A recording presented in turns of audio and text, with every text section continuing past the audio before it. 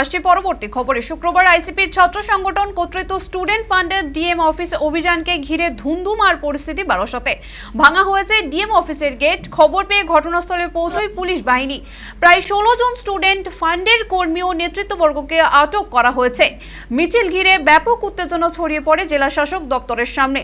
ছাত্রদের বিভিন্ন রকম সমস্যা, দুর্নীতি ও আর্থিক অনিয়মের বিরুদ্ধে ছিল তাদের আন্দোলন। সেই অনুরোধ নিয়ে এদিন ডিএম অফিসে যায় স্টুডেন্টরা। বর্তমানে পুলিশ টহল জারি রয়েছে উত্তেজনামূলক স্থানটি।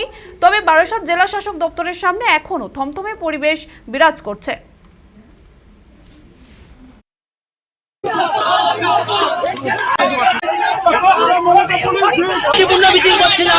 আমরা ক্যাম্পাসে হামলা কেন হলো, গ্রেফতার করা হলো।